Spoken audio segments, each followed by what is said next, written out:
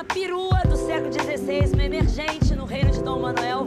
Há anos e anos vendo aqueles bispos e aqueles reis desfilando na sua frente com aquelas roupas vermelhas maravilhosas que você não podia usar porque aquela cor era a exclusividade deles. Aí alguém lança no mercado uma tinta muito mais barata, um tecido igualzinho daquele vermelho. Pô, você não ia querer? Você ia se jogar.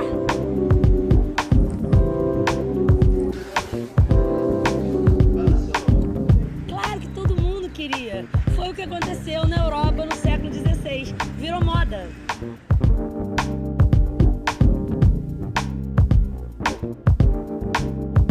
O que isso tem a ver com o programa de árvore? Muito mais do que você imagina. Porque se não fosse essa moda do vermelho lá no século XVI, não existiria esse programa. Porque eu não estaria aqui, você não estaria aí. Nada disso existiria, porque não existiria nem esse país. Pelo menos do jeito que a gente conhece.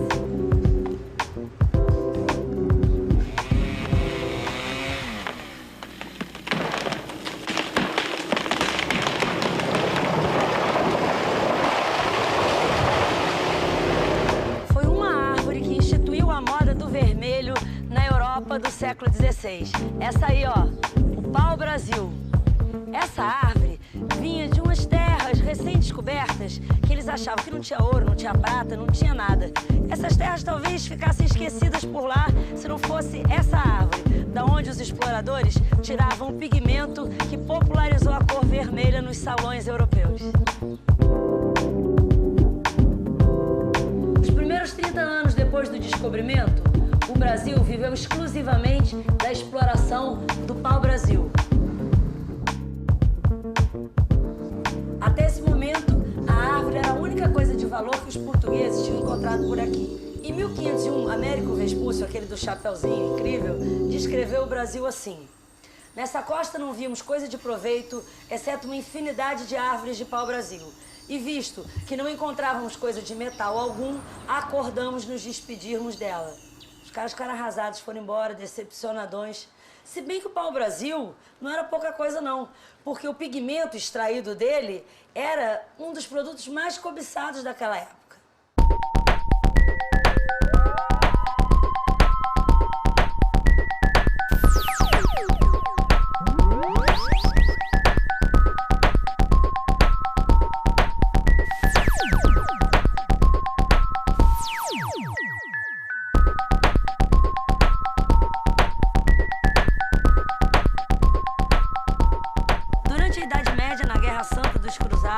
Os europeus entraram em contato com o Oriente. A pimenta, o cravo, todos esses temperos apuraram o gosto deles, inclusive para moda. De lá eles trouxeram os tecidos mais deslumbrantes que alguém já tinha visto. Sedas, veludos, adamascados, todos muito trabalhados, coloridos. Depois dos tempos sombrios da Idade Média, a Europa começou a se soltar. As artes e as ciências dispararam. A humanidade voltou a ser civilizada. As pessoas estavam descobrindo o luxo, a cor. Os europeus se impressionaram especialmente com o suntuoso carmesim. Eles compararam aquilo com os trapos que eles usavam e quiseram fazer igual. Só que para reproduzir a cor daqueles tecidos, eles tinham que trazer o pigmento lá da ilha de Sumatra, do outro lado do mundo. Caríssimo. Por isso virou coisa só de bacana. Só os reis e os papas usavam vermelho. Com uma cor exclusiva para a alta nobreza, a Europa descobriu o conceito de status. A moda começava a distinguir as classes sociais. Os primeiros VIPs não usavam crachá, usavam roupa vermelha. Isso até descobrirem o pau-brasil lá nas terras de Veracruz. Aí virou uma festa. Qualquer garota de classe média podia usar vermelho.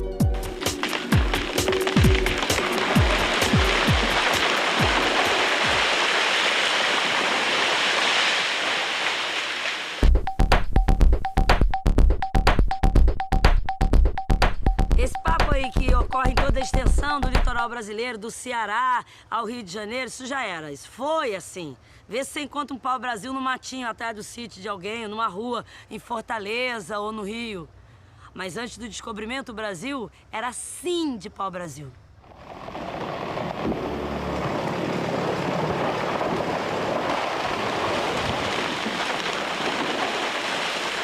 Até o fim do século XVI, os europeus derrubaram mais de 2 milhões de árvores. O que significa 20 mil árvores por ano, 50 árvores todo dia. Tem gente que diz que foram extraídas mais de 70 milhões de árvores. Não sobrou quase nada. Você, por exemplo, já teve a oportunidade de conhecer um pé de pau-brasil assim, pessoalmente? Já tinha visto uma flor como essa? Olha só, ela tem 5 pétalas, sempre 4 amarelas e uma vermelha. Sofisticada, né? O pau-brasil virou um bom negócio. Tanto que começou a atrair piratas. Para garantir o controle da colônia sem gastar um tostão, o rei Dom Manuel arrendou as terras para o Fernando de Noronha, que era um milionário da época. Essa foi, então, a primeira privatização no Brasil. Era ele quem explorava e defendia o pau-brasil.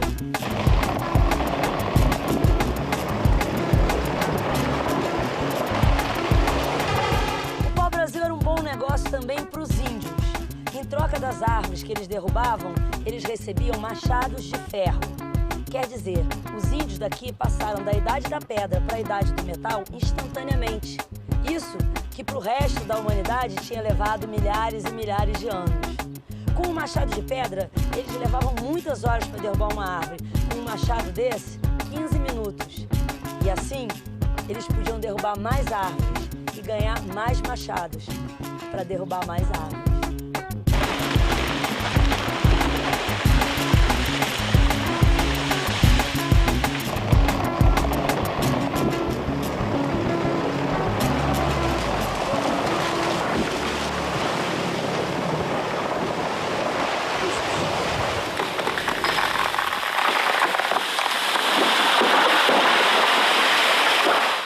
A exploração do pau-brasil foi tão atabalhoada, ansiosa, desastrada, que em pouco tempo o rei de Portugal percebeu que ele não ia ter mais nenhuma árvore na sua colônia, nem para contar a história.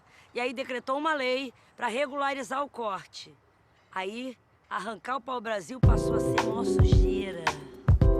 Sendo informado das muitas desordens que há no sertão do pau-brasil e na conservação dele, mandei fazer este regimento. Toda pessoa que tomar mais quantidade de pau-brasil e que lhe for dada licença, além de o perder para minha fazenda, se passar de 50 quintais, sendo peão, será açoitado e degredado por 10 anos para Angola. E passando de 100 quintais, morrerá por ele. Não adiantou nada. Se você não conhece um pau-brasil pessoalmente, com certeza não deve conhecer também o vermelho Brasil. Vamos ver que cor é essa?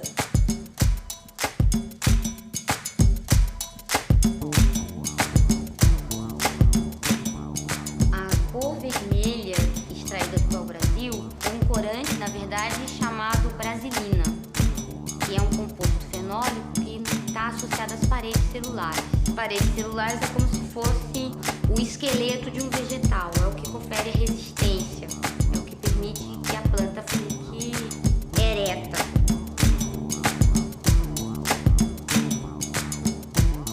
Antes do século XVI, o pau-brasil utilizado para corante não era o mesmo que nós temos no Brasil.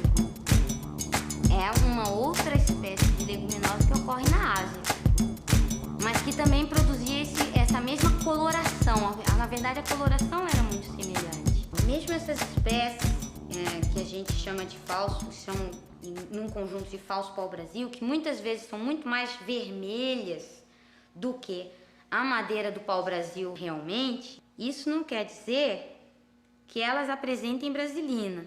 Se nós pegarmos um pedacinho de uma dessas madeiras denominadas falso pau-brasil, nós vamos obter o quê? Uma coloração meio amarronzada.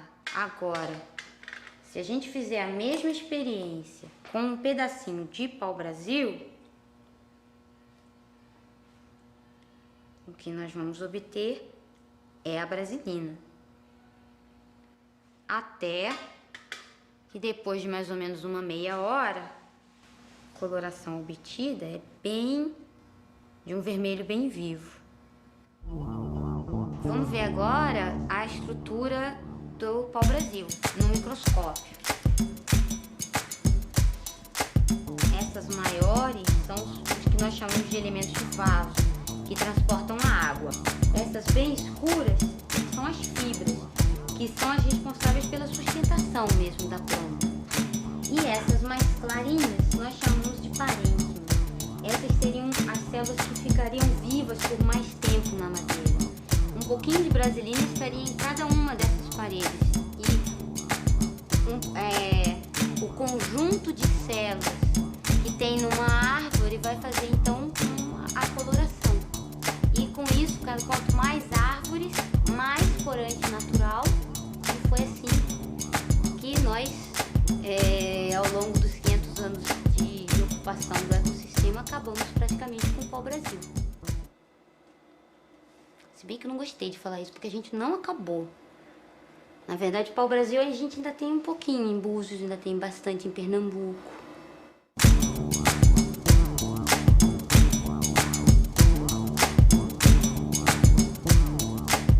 O pau-brasil não serve só para fazer tinta. É com a madeira dele que se faz os arcos dos violinos mais famosos das orquestras mais importantes do mundo. A sua madeira, que é dura e pesada, serve também para fazer esculturas, móveis, portas. Uma das maiores riquezas que os portugueses encontraram no além-mar foi o pau-brasil. Essa porta aqui estava plantadinha lá nas nossas florestas. Depois ela fez uma longa viagem e hoje ela guarda o Convento de Cristo. A Ordem dos Templários era a mais poderosa ordem religiosa da Idade Média. Eles eram tão poderosos que todos os papas e os reis europeus morriam de medo deles, até que um dia eles foram excomungados e massacrados. Mas a ordem sobreviveu com outros nomes. Aqui em Portugal ela virou a Ordem de Cristo. E aqui era o quartel-general dessa ordem. Foram os descendentes dos templários que financiaram as navegações portuguesas. Nessa altura, os cavaleiros da Ordem de Cristo trocaram os cavalos pelos barcos. Por isso que a Cruz de Malta aparece em todas as caravelas. Enquanto o pessoal na Europa estava desfilando de vermelho aqui na terra de Vera Cruz, estava começando a se formar uma nação de verdade. O primeiro sinal disso foi que foi instituído um apelido. Os portugueses diziam assim: vai lá pegar pau-brasil, vai lá pro sertão do pau-brasil, vá pro pau-brasil, vá pro pau-brasil, Brasil. E assim a gente ficou conhecido, Brasil. Se existem os italianos e os americanos, os israelenses e os canadenses, por que nós não somos brasilianos ou brasilienses? É que lá nesse tal de Brasil tinha uma gente que derrubava mata e carregava as toras para os navios. Assim como os baleeiros e os negreiros daquela época, os padeiros e os sapateiros de hoje em dia, essa gente era conhecida como os brasileiros. E foi assim que tudo começou. Um apelido que virou nome de país e uma profissão que virou nacionalidade.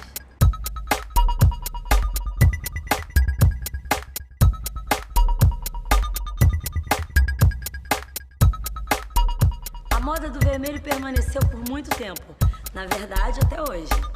Só que no século XIX, inventaram a anilina, um produto maravilhoso, totalmente químico, da onde você podia tirar o mesmo vermelho do pau-brasil. Com a nova tecnologia, usar roupa tingida com pau-brasil virou coisa de selvagem. Antenados, os índios já usavam vermelho muito antes dele virar moda na Europa. Na época em que o vermelho ainda era uma cor exclusiva para os reis e para os papas. Qualquer cunhã mais bem informada aqui de Pindorama já tinha o seu cocar vermelho.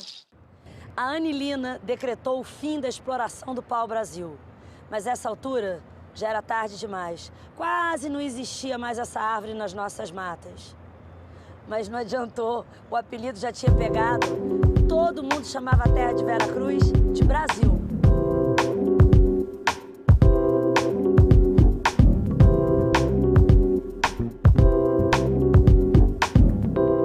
Eu gostaria de conhecer um pau-brasil.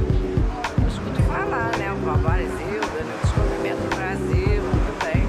Mas conhecer o pau-brasil, não. Não, conheço, mas nunca vi, não.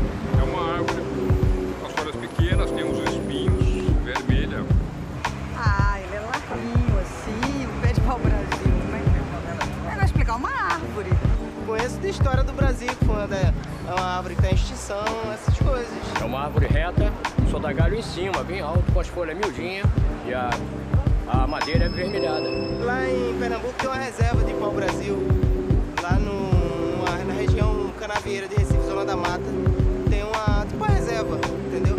Aí eu vi umas árvores novas, assim. Então ela ainda tava fininha. Eu lembro que tem uns espinhozinhos, assim, no caule. Tem uma folha pequena. Devia plantar pau-brasil, você não sei, não dá mais pra plantar pau-brasil. Dá pra plantar? Demora quanto tempo pra crescer? Demorar pode sim, pode plantar nas praças. Todas as praças públicas tinha que ter pau-brasil plantado. Devia ter um